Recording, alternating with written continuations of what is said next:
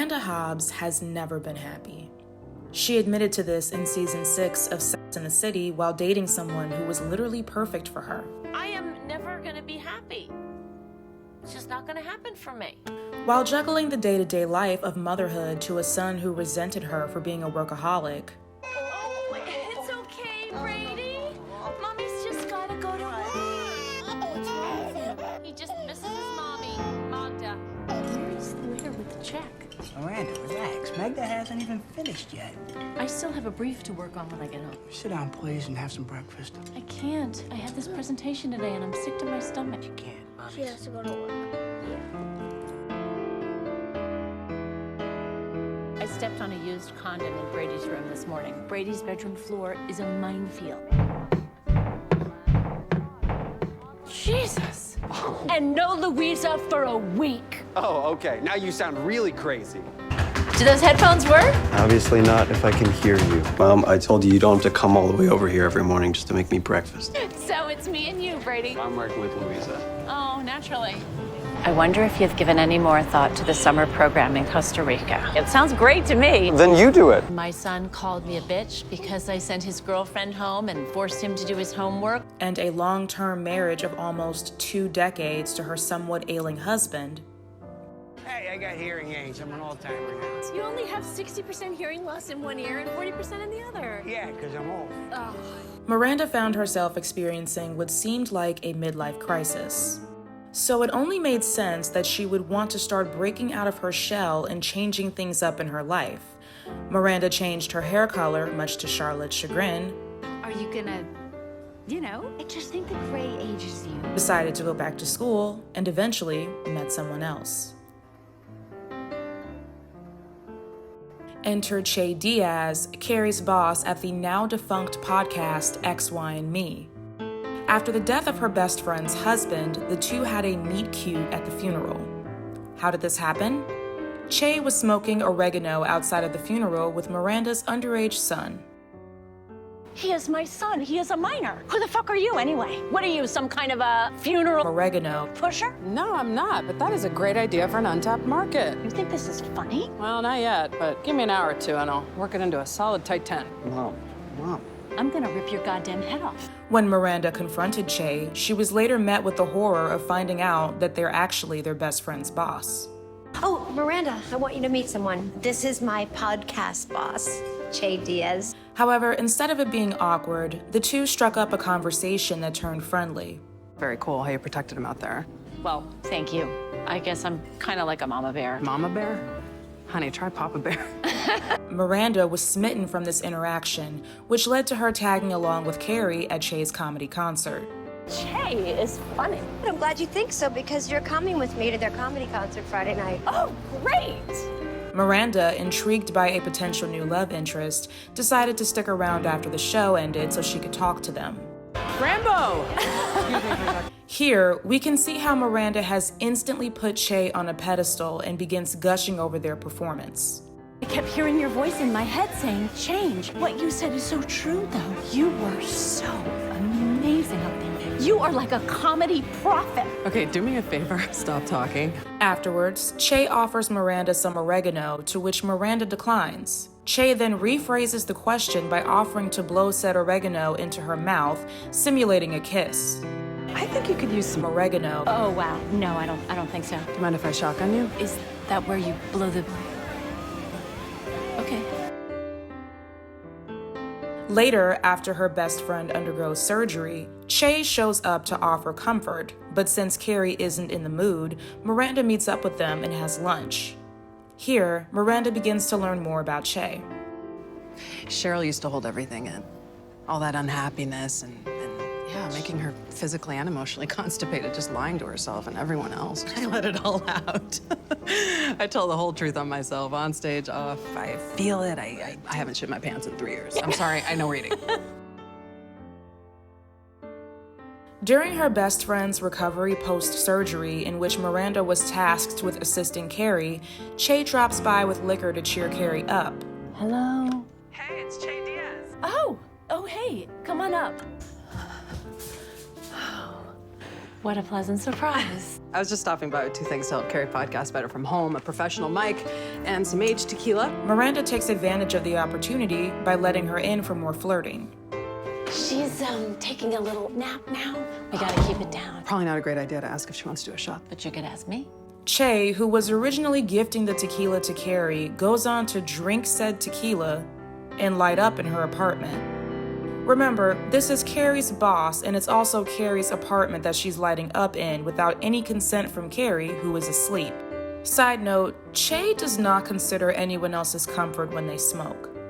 But Miranda doesn't care that Che is being inconsiderate. She is so into Che that she doesn't even want them to go when they announce they have to leave for a gig. So this happens. I better bounce. I got a gig, and Jersey is not gonna make itself laugh. If you weren't in such a hurry, I'd ask you to shotgun me again. At your service. While this is going on, Carrie is waking up and struggling to get to the bathroom as her temporary nurse is in the middle of a loud organism, so she ends up soaking her sheets. Once Miranda and Che finish their activity, Che casually leaves and Carrie, shocked by Miranda's abrupt affair, instantly asks what has gotten into her, which prompts Miranda to admit the obvious. What are you doing? You are married and you just had sex in my kitchen. I'm unhappy. I'm unhappy. I hate my marriage. I hate it. This isn't enough. Now, there's nothing wrong with re-examining your life. A person's sexuality can change over time, and one should always prioritize living their truth, no matter what stage in life they're currently in. However, Miranda has not communicated any of this to Steve. Charlotte is also shocked by the revelation, accusing Miranda of having a midlife crisis. I had sex with Che at Carrie's apartment after the surgery when we thought she was asleep. What? I can feel judgment emanating from your pores. You're having a midlife crisis. You should have just dyed your hair. Post-encounter, Miranda is so fixated on Che that she begins recreating the event, both by herself and with her husband. But it's not good enough. She describes the brief moment with Carrie as the best feeling of her life, which makes her sad that she'll most likely never have it again.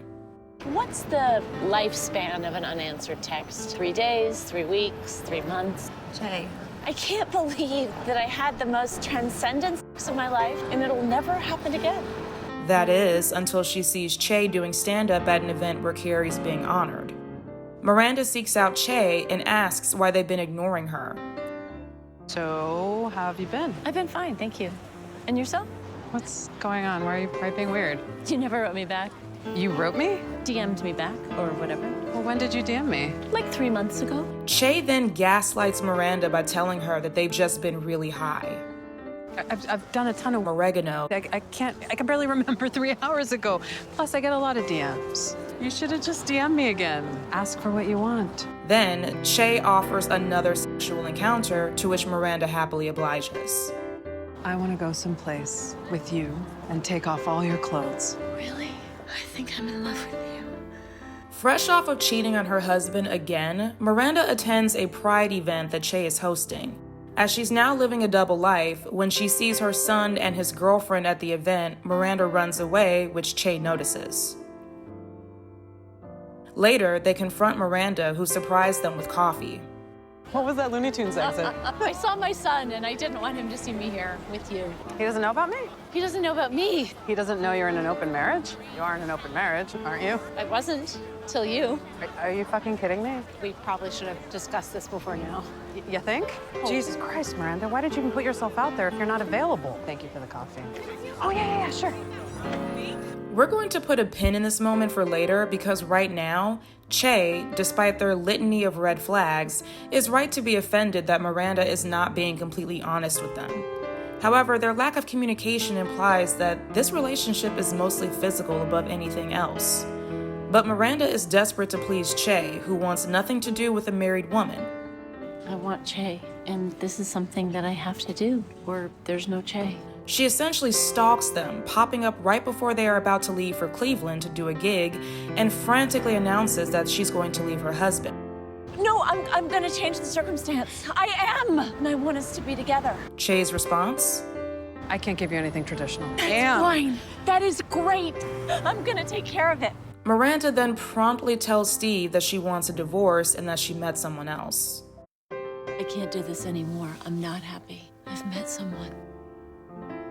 She has now ended an almost 20-year marriage for a person who has, so far, given D-rugs to her underage son, overstepped boundaries multiple times,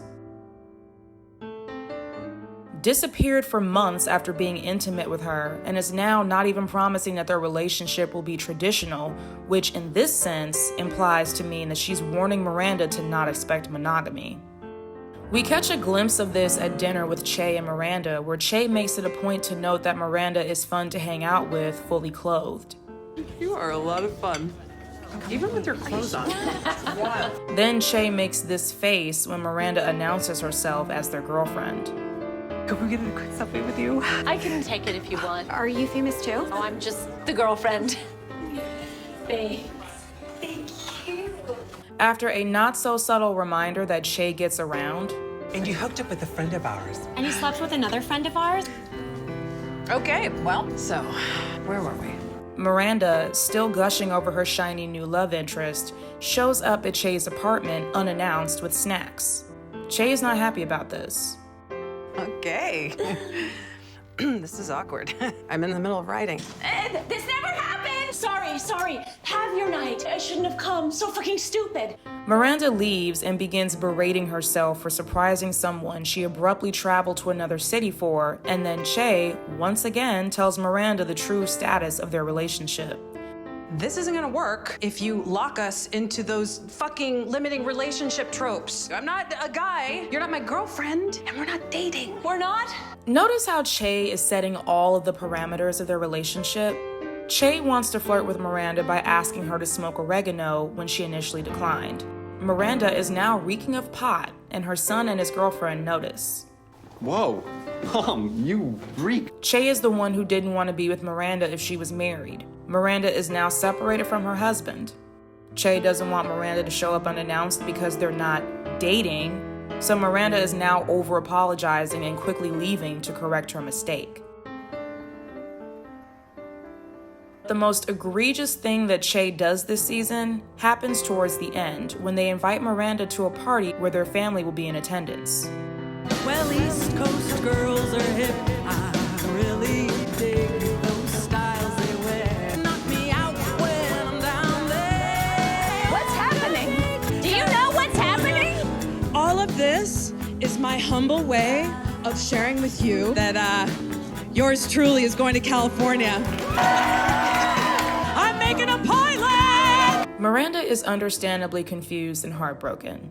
The previously sober Miranda even begins drinking again, blindsided by Che and their unwillingness to be transparent with their major life plans, despite Miranda working overtime to meet their conditions for the relationship to continue. I don't want to say anything until it was real. I would have told you privately. And yet you had time to put together a band and a song and practice. What can I say? I'm a fucking narcissist. Because Che knows they wield all of the power in this relationship, they pull a reverse Uno and tell Miranda that they want her to join them as they travel to California. I fly Saturday. I want you to come to LA. You want me to come to LA? Of course I want you to come.